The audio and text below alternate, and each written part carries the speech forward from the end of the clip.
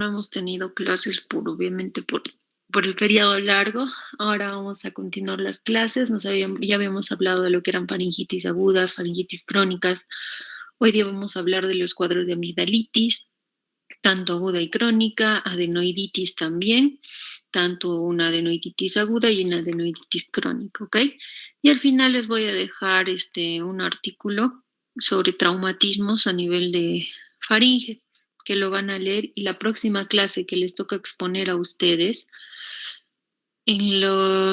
terminando su exposición o al inicio de la clase, pues voy a tomarles como un pequeño test, ¿no? Del artículo que les voy a dejar y que tienen que leer, ¿ok? Entonces, creo que faltan muchos de sus compañeros. Ya su delegada me pasará la lista de los que han entrado tarde y los que no han entrado a clases. Listo. Entonces, acá pueden ver, ¿no? Vamos a hablar de lo que es una amigdalitis, como su nombre lo dice. Es un proceso inflamatorio, sea en su mayoría infeccioso, de las amígdalas palatinas, que puede ser una infección viral, bacteriana, micótica, etc. Entonces, es una de las infecciones respiratorias más frecuentes en nuestro medio. Va a representar una causa importante de ausencia laboral. Es una de las razones frecuentes por las que muchos prescriben antibiótico, con una tasa casi del 80% de prescripción, chicos. El estreptococo piógenes o el beta hemolítico del grupo A causa entre el 20 a 30% de todas las amigdalitis en los niños y solo el 5 a 15% en adultos. Entonces, si yo veo este porcentaje para hablar de una amigdalitis bacteriana, estoy viendo que es un porcentaje bajo, ¿no? Y pese a ser bajo, el 80% de los profesionales prescribe antibióticos. Existen faringoamigdalitis virales. Entonces, la mayoría de las causas es viral, obedece a una causa viral. El uso excesivo de antibióticos conlleva la posibilidad de producir efectos secundarios, resistencia bacteriana, y cuando se genera resistencia bacteriana, es más fácil que estos pacientes lleguen a hacer complicaciones como los abscesos periamigdalinos, parafaringios, etcétera, que lo vamos a ver también en la clase de ahora. Entonces, es un proceso inflamatorio a nivel faríngeo, ya sea de origen viral o bacteriano, que va a generar probablemente odinofagia o dolor a nivel faríngeo, que va a afectar tanto la faringe como las amígdalas palatinas. Entonces, muchos otros hablan de faringoamigdalitis o amigdalitis. Serían como sinónimos, ¿no? Que muchas veces el proceso infeccioso no solo se centra en la amígdala palatina, también va a ir a lo que es a la mucosa faringe a nivel de la orofaringe. Por eso podemos hablar de faringoamigdalitis o amigdalitis.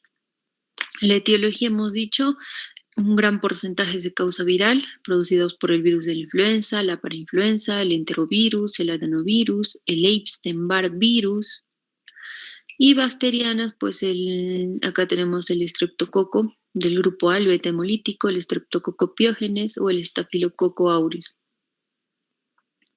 La epidemiología, pues las amigdalitis por el estreptococo grupo A son poco frecuentes antes de los 3 años. El pico de incidencia más alta es entre los 5 y 15 años, para que luego descienda entre un 5 y 23% en los adultos y ser mucho menos frecuente en pacientes mayores de 50 años. La mayoría suele darse en invierno y primavera. La transmisión es por vía respiratoria a través de estas pequeñas gotas de saliva, ¿no? Que se expelen al toser, al estornudar o hablar. Los factores de riesgo, pues, antecedentes familiares de amigdalitis con pacientes que en condiciones de hacinamiento, nivel sociocultural bajo, tabaquismo crónico, van a predisponer más a una infección a nivel de la orofaringe. En cuanto a la fisiopatología, pues se da una entrada del microorganismo, ya por contacto respiratorio, ¿no? Por las gotitas que expele uno al toser.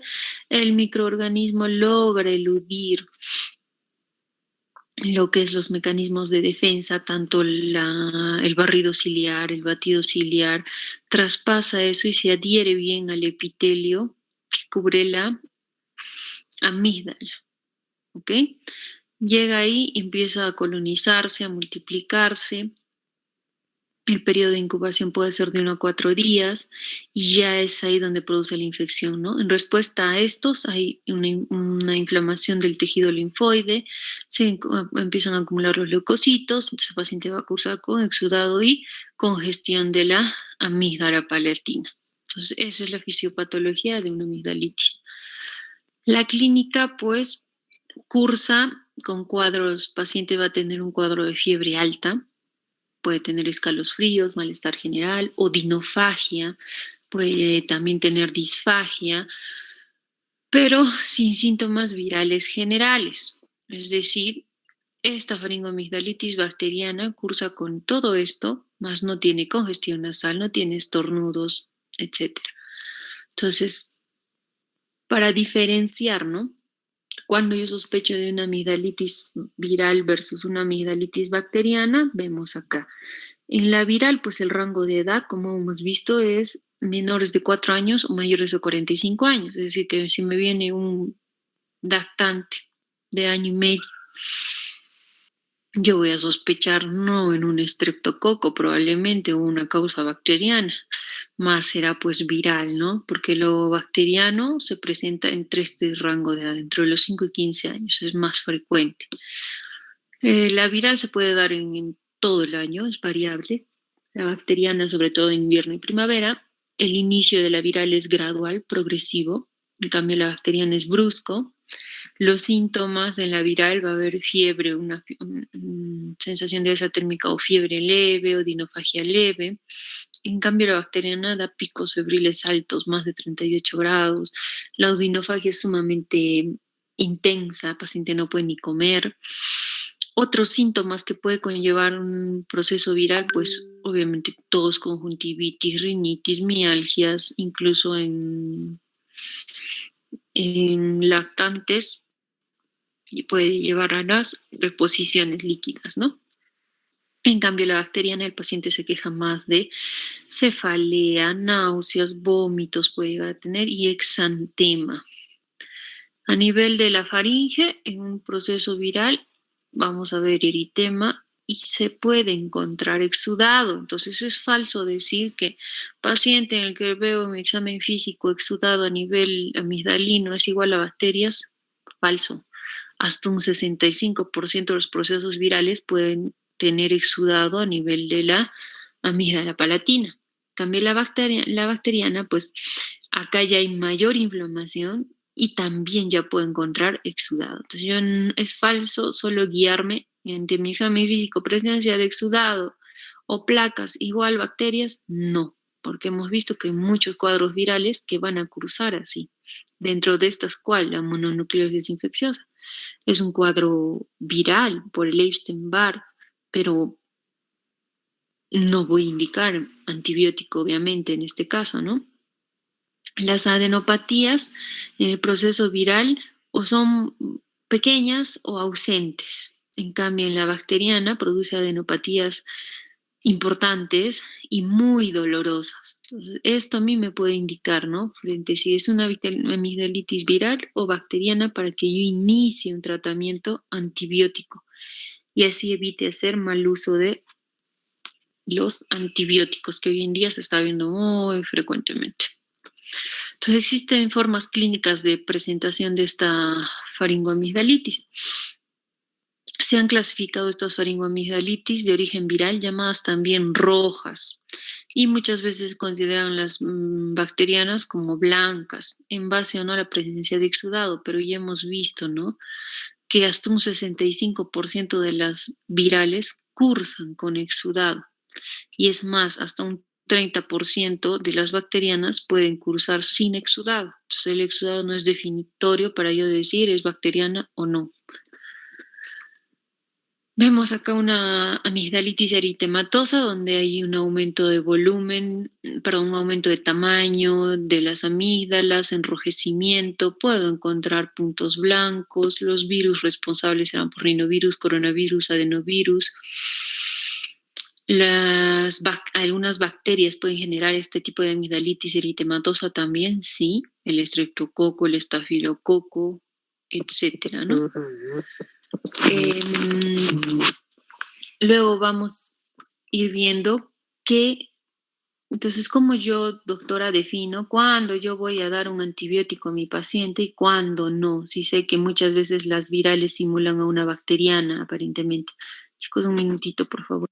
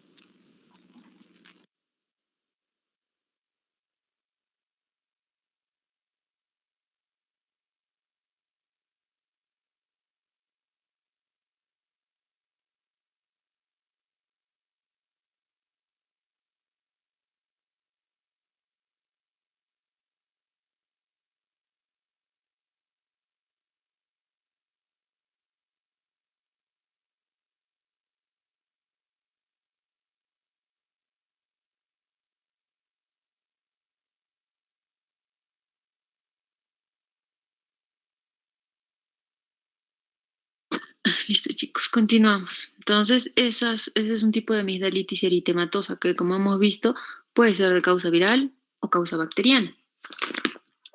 Las amigdalitis vesiculosas, típicos muchas veces de estas infecciones virales, de la varicela, del herpes, el Coxsackie, que es un virus también, que ocasiona generalmente vesículas, lesiones vesiculares a nivel de las amígdalas, provocando que éstas se puedan romper, hacerse unas heridas, unas úlceras, pero es netamente viral. Entonces el tratamiento acá no va a ser pues dar antibióticos, ¿no? Será dar analgésicos, antiinflamatorios, hasta que pase el proceso en sí. Es amigdalitis, otro tipo de amigdalitis pseudomembranosa, ocasionado por el Epstein-Barr virus. Se ve las amígdalas enrojecidas, pero se ve estos depósitos como una úlcera, un depósito de fibrina y hasta yo puedo ver áreas de necrosis si es que yo soy más, ¿no? Veo bien la amígdala, puedo ver zonas más oscuras, que son zonas de necrosis. Si alguien ve esto y no ha leído que el Epstein-Barr virus me puede cursar así, lo que va a hacer es dar antibiótico. Y el Epstein-Barr pues no es una bacteria. El paciente cursa con fiebre muy alta, adenopatías dolorosas, malestar general, mialgias, artralgias, incluso puede tener hepatosplenomegalia, etcétera.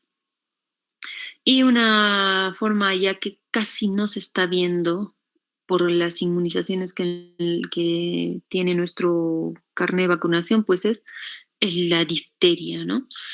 La difteria generaba las mismas placas, pero en toda la orofaringe, incluso hipofaringe. Y eran membranas blanquecinas que si tú las querías retirar empezaban a sangrar.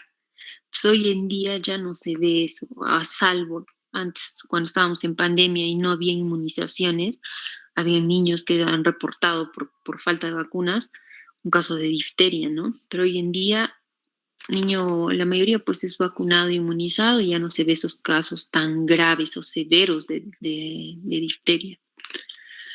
Otro que también ya no es frecuente verlo es las amigdalitis ulceronecróticas, que generalmente son producidas por el Treponema pallidum. Entonces, las amígdalas se van a ver con úlceras, úlceras necróticas, que se extienden incluso a la mucosa de la cavidad oral, a la faringe. Tiene un olor totalmente desagradable, genera una litosis muy, muy, muy marcada. Esto lo voy a ver Principalmente, tal vez hoy en día, si hay un paciente inmunodeprimido, ¿no? Pacientes con VIH, en su etapa de ya de SIDA en realidad, yo puedo encontrar que el treponema pallidum genere esta amigdalitis ulceronecrótica. Tratamiento acá, obviamente, hay que dar antibióticos. ¿Qué responde con qué se elimina el treponema pallidum? Penicilina. Penicilina es el tratamiento. ¿Qué complicaciones puede llevar una amigdalitis eh, no tratada a tiempo? Complicaciones supurativas o no supurativas. Dentro de las no supurativas, las amigdalitis por un cuadro bacteriano, como estamos viendo, va a generar fiebre reumática y glomerulonefritis postestreptocócica. Esto ocurre tras un periodo de latencia de unas semanas en el paciente. Entonces, si yo quiero evitar que mi paciente genere estas dos complicaciones, pues primero tendré que ver, ¿no? ¿Es por el estreptococo esta infección bacteriana? Sí, me sale estreptococo, entonces indicaré un tratamiento para evitar estas complicaciones. Las no supurativas y las supurativas es cuando ya el proceso infeccioso va avanzando y va a producir un flemón o un absceso periamigdalino. Si no es tratado a tiempo, puede llevar un absceso retrofaringio, puede complicarse el paciente con sinusitis, mastoiditis, hablan de adenitis cervical supurativa, más rara la tromboflebitis de la yugular interna, como el síndrome de Lemierre, que es esa. Pueden aparecer en 1 o 2% de los pacientes que tienen esta amigdalitis bacteriana sin tratamiento o tratados con antibiótico inadecuado o mal cumplimiento. Por eso les decía, yo no puedo dar antibióticos por dar a mi paciente. No. Y muchas veces están tratando amigdalitis de origen viral con antibióticos. ¿Y qué es lo que pasa? Ya yo le doy, señor, tómese amoxicilina. Y el paciente no completa tratamiento, no completa el esquema de los 7 días o 10 días mínimos de antibiótico. Le doy antibiótico y como es un proceso viral, a los 2, 3 días va a calmar su sintomatología y el paciente simplemente no completa antibiótico. El mal antibiótico recetado, ¿no? Porque es viral y yo le di antibiótico. No completa antibiótico, tomas antibiótico 2 a 3 días, mal, ¿no? Dejó de completar tratamiento. Otra vez le da un cuadro así similar de faringitis viral, va a cualquier farmacia que le indican. Hay inyectables, ceftriaxona, levofloxacina, antibióticos sumamente fuertes. Y debido a eso, a ese mal uso de antibióticos, estamos viendo nosotros muchas complicaciones, que son los famosos abscesos, ya sea periamigdalino, retrofaringio, puede llegar hasta el piso de la boca, producirte una angina de Ludwig, o sea, casos graves, severos, todo por el mal uso de antibióticos que estamos haciendo. Entonces, el diagnóstico netamente clínico, toda la sintomatología que hemos mencionado, pero existen diversos estudios que han evaluado escalas de predicción clínicas que me aumentan a mí la sospecha de que esta infección pueda ser causada por el estreptococo beta hemolítico del grupo A, que es el que me va a debutar en esas dos complicaciones si yo no la trato bien, ¿no? Esto es los criterios de Centor. Estos criterios de Centor a mí me van a indicar cuándo yo voy a iniciar o no antibióticos. Acá falta la edad. Pacientes entre 5 y 15 años hemos visto más posibilidad de tener estreptococo. Entonces, un criterio es fiebre más de 38 grados. Otro criterio, exudado o hipertrofia amigdalina. Otro criterio, adenopatías muy dolorosas a nivel cervical. Y ausencia de tos. Acá la edad de entre 5 a 15 años. Entonces, mientras más criterios yo cumpla, si tengo 3, 4 criterios, yo voy a indicar antibiótico. Pero si no tengo ni un criterio de Centor o tengo uno, tal vez esté a la expectativa y no, pues no dé un antibiótico. Entonces, el cultivo faríngeo y las pruebas de detección antigénica, básicamente para ver si hay este estreptococo, ¿no? Entonces, acá, en los pacientes con ningún criterio o solo un criterio de Centor, las guías y los expertos recomiendan que no se utiliza ni se pide cultivo ni se da antibióticos.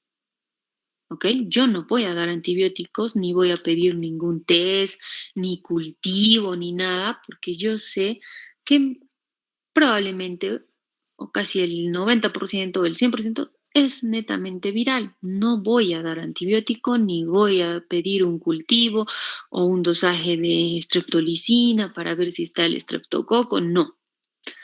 Pero aquellos pacientes que tengan dos criterios de Centor, entonces me hace como que dudar, ¿no? Tiene dos. No sé si será o no será. Entonces, muchas veces en estos pacientes sí se puede hacer pruebas para buscar la bacteria, si está o no. Es decir, a este sí le puedo pedir un test para ver esta detección antigénica o puedo pedirle un cultivo, darle sintomáticos, más no todavía antibióticos. Si mi cultivo o mi examen de detección antigénica me sale positivo, hay estreptococo, perfecto, recién inicio antibióticos, ¿ok? Pero si mi paciente tiene 3 o 4 o 5 criterios de Centor, porque acá falta uno, que les he dicho la edad,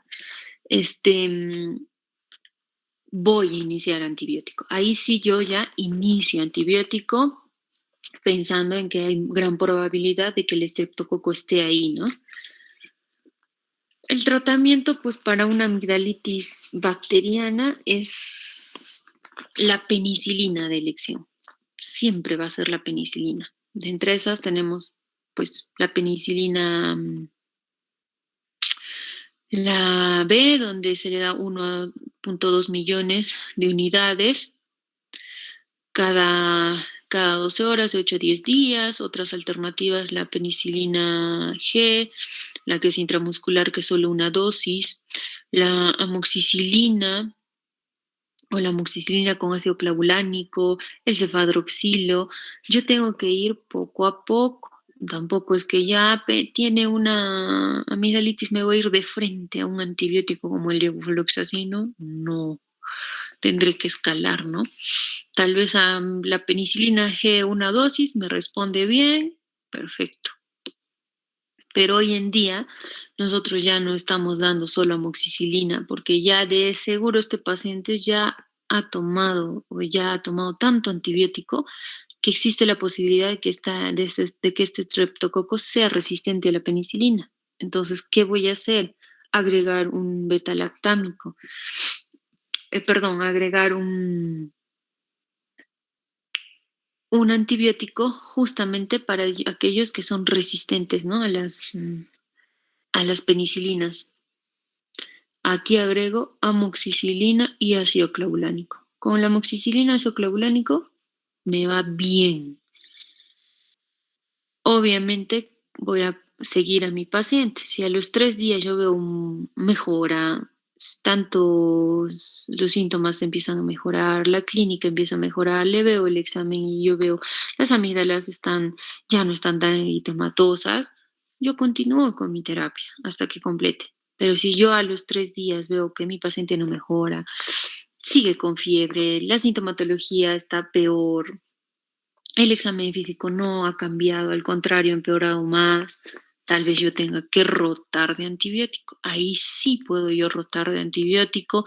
Tal vez pueda pedir previo a rotar antibiótico un cultivo para ver si está resistente o no, a qué es resistente o no, y rotar recién de antibiótico, ¿no? Pero en cultivo si no hay respuesta a la terapia. Obviamente también tengo que dar tratamiento sintomático. El paciente tiene que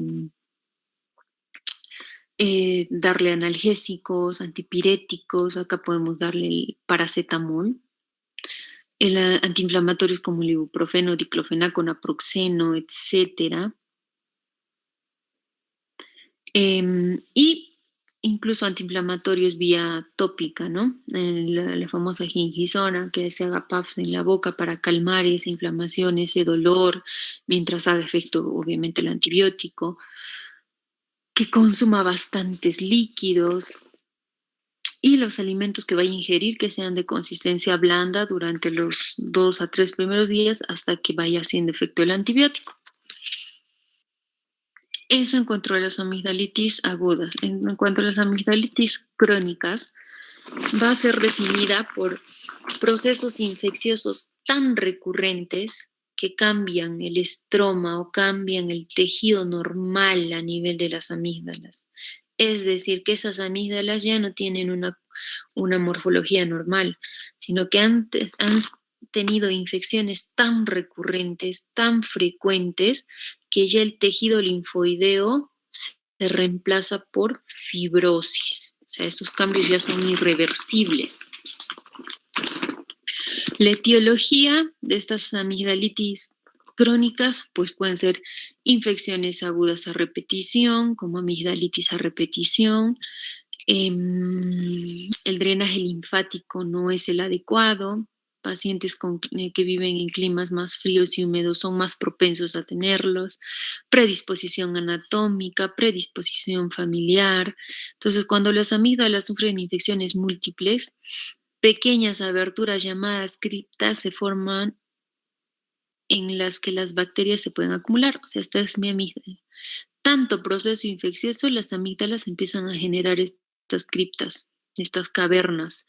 Y es ahí donde se acumula bacteria, restos de comida, em, el detritus propio del tejido, y eso genera lo que se llama los tonsolitos, ¿no? Que le generan halitosis, mal aliento. Entonces es más propenso que ahí surja infecciones bacterianas frecuentes. Los síntomas, pues el paciente va a tener odinofagia, halitosis, van a sentir parestesias faringeas, tos seca irritativa, una adenopatía inflamatoria crónica. Entonces, frente a esto, el diagnóstico pues va a ser por la clínica, obviamente, por esos cuadros repetitivos infecciosos. Yo voy a ver las amígdalas en esas criptas llenas de tonsolitos probablemente. Mm, Valoraré si hay o no presencia de bacterias, ¿no? Y si está presente ahí el estreptococo, y dosaré pues la antiestreptolicina O. Si es mayor a 160 o 100, tienen que salir, estas amígdalas tienen que ser retiradas. El tratamiento de una amigdalitis crónica es quirúrgico, no es dar antibióticos, no es quirúrgico, porque ya hemos visto que debido a tantos procesos infecciosos, la morfología, la estructura de esa amígdala ya no es normal. Es más, ya no hay tejido linfoideo, que es el que se encarga de generar inmunidad. Ya no hay tejido linfoideo.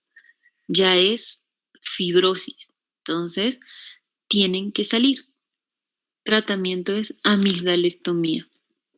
¿Qué complicaciones también puede llevar estas amigdalitis crónicas o una amigdalitis aguda? Flemón o absceso periamigdalino, que es la colección de pus entre la cápsula y la fosa amigdalina. Paciente como sintomatología va a tener odinofagia intensa, disgeusia, cialorrea, voz gangosa, puede haber fiebre, en todos los casos puede haber trismus, paciente no puede ni abrir la boca. Hago mi examen físico, yo veo la amígdala desplazada hacia la línea media, abombamiento del pilar anterior. Entonces, veo esa imagen, sospecho de un absceso periamigdalino, probablemente vaya y haga una pequeña incisión a nivel de esa amígdala y voy a ver pus. Sale la pus. Obviamente el tratamiento va a ser drenar, ¿no? Todo absceso tiene que ser drenado. Se drena el absceso, doy antibióticos de amplio espectro. Muchas veces, a veces se prefiere hospitalizar a este paciente para dar antibióticos de amplio espectro vía parenteral. Y una vez que remita el cuadro de absceso periamidalino, este paciente tiene que ser consciente de que muy probablemente tenga que realizarse una amigdalectomía a futuro, porque si no lo hace, puede volver a repetirse este cuadro de absceso periamigdalino. Paciente que hizo 1 o 2 episodios de absceso periamigdalino, esas amígdalas tienen que ser retiradas porque son el foco para que se desencadene ese absceso. Otro es el absceso retrofaríngeo. Entonces, es un absceso que empieza como periamigdalino y esta pus va disecando estructuras y llega al espacio retrofaríngeo. Entonces yo ahí el paciente va a estar casi séptico. Pacientes con absceso retrofaríngeo son pacientes casi sépticos. Tú pides que el paciente abra la boca y ve un abombamiento de la pared posterior de la faringe. El paciente puede hacer hasta rigidez de nuca. Entonces, igual, acá este absceso tiene que ser drenado, pero acá, a diferencia del absceso periamigdalino, donde yo lo dreno en consulta, abre la boca, hago una incisión y sale la pus, acá yo ya estoy más posterior o inferior, o sea, está cerca vía aérea, yo no puedo drenarlo así nomás. A este paciente tiene que entrarse a sala y bajo intubación, protegiendo la vía aérea, se drena ese absceso. Obviamente hay que pedir una tomografía antes, ¿no? Para saber hasta dónde está abarcando ese absceso. Y otro que es el absceso laterofaríngeo, en las paredes laterales de la faringe, que pueden comprometer el compartimiento anterior o el compartimiento posterior de este espacio laterofaríngeo. Si afecta el compartimiento anterior, llamado también preestiloideo, que este compartimiento va desde la base del cráneo hasta la arcada mandibular, pues el paciente va a tener una odinofagia intensa, desviación de la línea media de la mandíbula hacia el lado sano, paciente con astenia, hipertermia, tumefacción de la faringe con desplazamiento a la línea media, empastamiento doloroso ángulo mandibular. En cambio, si afecta el espacio retroestiloideo, acá sí tenemos que tener mucho cuidado, porque en ese espacio se encuentran los grandes vasos, el paquete vasculo nervioso del cuello. Entonces, imagínense pus rodeando el paquete vasculo nervioso del cuello. Es muy peligroso. Paciente acá más séptico, puede hacer torticulitis, puede hacer abombamiento, se puede ver abombamiento en borde del esternocleido mastoideo. Si va y se mete un poco esta infección en la yugular, grave, ¿no? Grave. Entonces,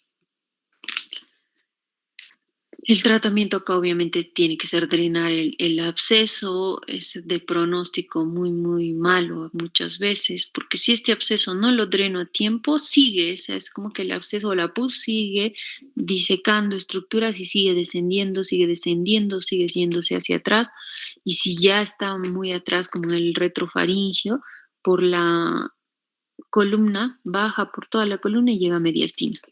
Y una vez que llega a mediastino, chicos, una mediastinitis es mortal en un 70-80%. Tiene un pronóstico muy malo una mediastinitis. Entonces, lo que tenemos que hacer es evitar que se llegue a todo eso, ¿no? ¿Y cómo evito? Pues no hagan mal uso de antibióticos, porque los que hacen mal uso de antibióticos llegan a estas complicaciones. Y finalmente vamos a hablar de las adenoiditis, ¿no? Su nombre lo dice, es inflamación del tejido adenoideo. Hemos visto ya en la clase anterior que el adenoides con las amígdalas palatinas forman parte del anillo de Valdeia. Entonces, esta adenoiditis se encuentra en la nasofaringe, en la parte posterior de la cavidad nasal. La función del adenoides es que induce la inmunidad, es la primera barrera de defensa del sistema inmunológico y produce inmunoglobulina A. Entonces, debido a esto, es el miedo de muchos pediatras o papás de retirar la adenoides. Es cierto, la adenoides tiene una función inmunológica, pero se valora, ¿no?, entre riesgo y beneficio para que yo pueda quitar o no quitar adenoides. Entonces, las adenoides empiezan a crecer a partir de los 9 meses de vida, acentúa su crecimiento a los 3 años y a partir del quinto año empieza su disminución, su involución. Sí cumple ese papel importante de inmunidad, ¿no? En esa edad, en ese rango de edad de los 9 a los 5 años. Después de los 5 años, esa adenoides empieza a disminuir, ya no tiene tanta función inmunológica. Entonces, la adenoiditis va a ser la inflamación de ese tejido adenoideo, es un proceso inflamatorio infeccioso, puede ser causado igual por virus, bacterias, más frecuente en la edad preescolar y escolar, casi siempre, no siempre, se acompaña de amigdalitis aguda y puede ser secundaria a una rinofaringitis. ¿Un resfrío puede producir una adenoiditis? Sí. Entonces, la etiología, lo más frecuente, nuevamente, virus, ¿no? Rinovirus y adenovirus. Bacterianas, el neumococo, el estafilococo, la Haemophilus influenzae, la moraxela, el piógenes y el beta hemolítico.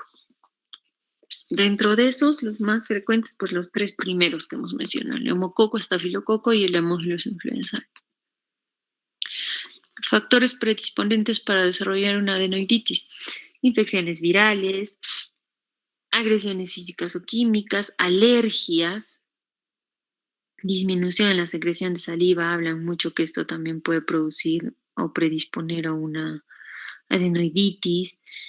Modificaciones anatómicas a nivel de la mucosa, alteraciones nutricionales, desequilibrios metabólicos, pacientes con diabetes, alcoholismo o antecedente de haber nacido de madres diabéticas o alcohólicas, son más propensas a hacer infecciones de adenoides. Administración indiscriminada de antibióticos y otros, ¿no? ¿Qué síntomas va a tener el paciente con una adenoiditis? Fiebre, malestar general, cefalea, obstrucción nasal, ronquido, respiración bucal, rinorrea mucopurulenta. Pueden desarrollar, si tienen además hipertrofia amigdalina, síndrome de apnea obstructiva del sueño. Si es una adenoiditis crónica, va recién a ser una fase adenoidea, puede traer trastornos, complicaciones a nivel de oído como la otitis media serosa, pacientes con hipoacusia, pueden hacer niños con halitosis, constantemente hasta rinosinusitis crónica debido a que la adenoides en las etapas crónicas, una adenitis crónica, es como una reserva de bacterias. Entonces, el niño puede cursar más frecuentemente con sinusitis. El diagnóstico puede hacer una adecuada anamnesis, una exploración física adecuada, ¿no?, de la cavidad oral, la cavidad nasal y las radiografías probablemente, la de Kabum sobre todo, para ver si es qué grado de adenoides tiene, ¿no? Esta es la radiografía de Kabum para ver si es de primero, de segundo o de tercer grado, que es totalmente obstructiva. Se puede pedir tomografía de faringe donde me indica igual el tamaño de la adenoides, polisomnografía si es que se agrega a esto un síndrome de apnea obstructiva del sueño, una endoscopía o rinoscopía posterior que también me permite ver en vivo y en directo el tamaño, ¿no?, de este resto de esta adenoides. Y las adenoiditis crónicas lo mismo, son procesos inflamatorios repetidos, repetidos y repetidos. Hay cambios irreversibles, hay fibrosis, necrosis, se reemplaza el tejido epitelial por fibrosis. Entonces, al haber más fibrosis, hay más proliferación bacteriana en el estroma. El paciente va a tener al menos 4 episodios al año de infecciones de la adenoides, obstrucción nasal crónica, respirador bucal, tos crónica porque constantemente va a tener rinorrea posterior, astenia, dinamia, anorexia. Las complicaciones, pues, si no es tratada a tiempo una adenoiditis crónica, si no es tratada a tiempo, va a llevar una alteración en el desarrollo maxilofacial por maloclusión dental. Tener en cuenta que los huesos de nuestra cara, tanto maxilar superior e inferior, crecen en forma simétrica si el niño respira solo por la nariz, porque esa oclusión que hace de la boquita hace que ambos crezcan simétricamente. Pero si el niño tiene una respiración netamente bucal, porque la nariz está obstruida, hace que esa simetría o ese crecimiento simétrico no se dé. Entonces crece más el maxilar superior o el maxilar inferior, y es ahí donde vemos los niños, ¿no? Con la mandíbula retraída.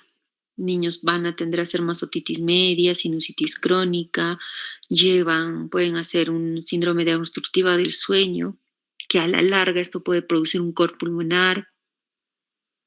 Tienden a hacer más infecciones de oído o más a repetición, y si a repetición constante tienen infecciones de oído, pueden llegar a ser una otitis media crónica. Entonces hay que evitar complicaciones a futuro. Pues el diagnóstico, lo que hemos dicho, ¿no? Ver si es un cuadro agudo, crónico. Si es agudo, probablemente si es una adenoiditis aguda, solo le das tratamiento médico y remite. Si es una adenoiditis crónica o recurrente, es decir, que el niño tiene más de 3 o 4 episodios al año de infecciones de adenoides, pueden dar tratamiento médico, evitar si resuelve o no. No resuelve, quirúrgico, hay que quitar esa adenoides. Si es una hiperplasia adenoidea, aumento de tamaño de adenoides que genera obstrucción casi del 100% de la luz de la nasofaringe, adenoidectomía también. El tratamiento médico para un cuadro agudo pues será dar analgésicos antiinflamatorios, expectorantes, mucolíticos, antibióticos si ya hay ahí un proceso ya bacteriano, ¿no? Darle una amoxicilina, amoxicilina con ácido clavulánico, hidratación. Manejo muchas veces de la alergia porque hay pacientes que tienen rinitis alérgica y por la alergia suelen inflamar adenoides. Entonces, si no controlo bien la alergia, el paciente puede tener estos cuadros, ¿no?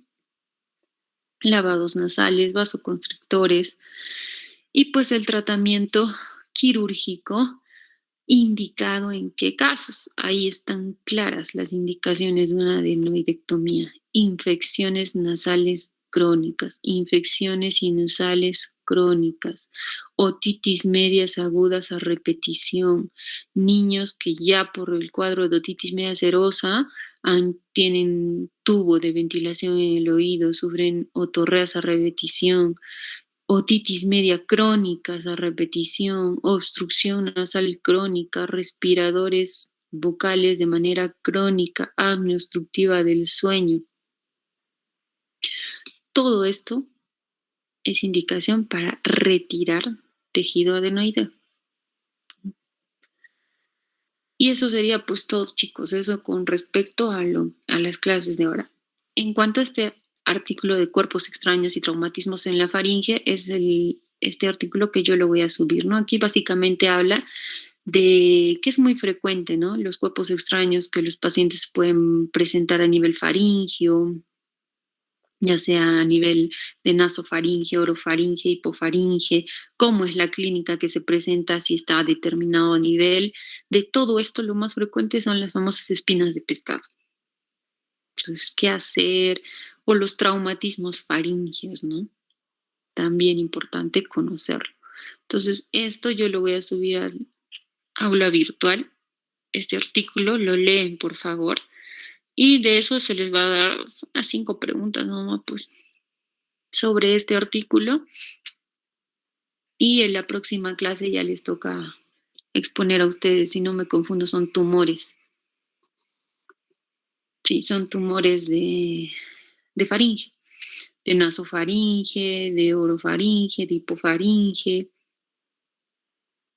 Entonces, terminando eso, ya pasamos a lo que es laringe. Bueno, ¿cuántos alumnos son, chicos? Ustedes.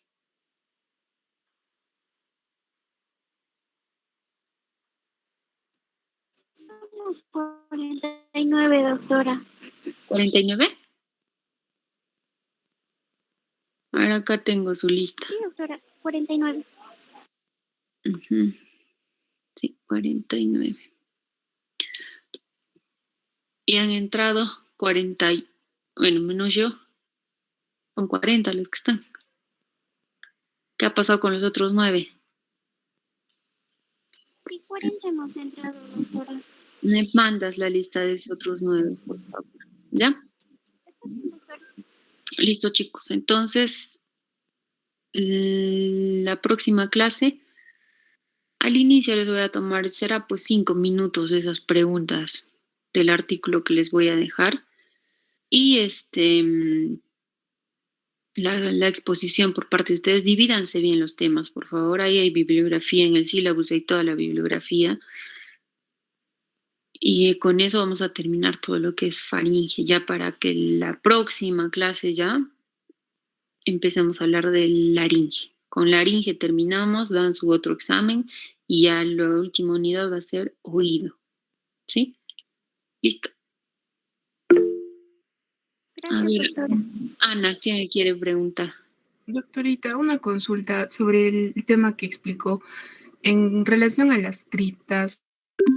¿Estas se pueden diagnosticar solo clínicamente o es necesario algún estudio tal vez de imágenes o patológico? No, solo es por examen físico. No hay ningún Y examen doctora, que marque una cripta.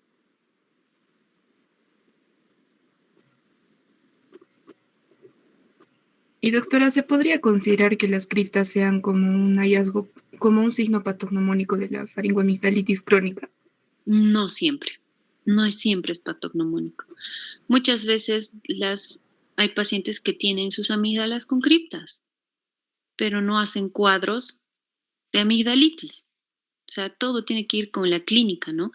Yo puedo, digamos, mi paciente viene por obstrucción nasal, tiene tabique desviado, le miré la amígdala, le vi unas amígdalas de segundo o tercer grado con criptas, no tiene tonsolitos, no tiene clínica de amigdalitis, entonces no quito amígdalas, no opero amígdalas. Entonces todo tiene que ir de la mano con la clínica. Si no, no. Yo he visto muchos pacientes que vienen por oído o por otra causa. Les miras las amígdalas y las amígdalas la tienen con criptas de segundo grado y nunca han tenido molestias a nivel de las amígdalas. Entonces, solo las observas y las dejas, ¿no? Listo. ¿Algo más? No, doctora, muchas gracias. Listo.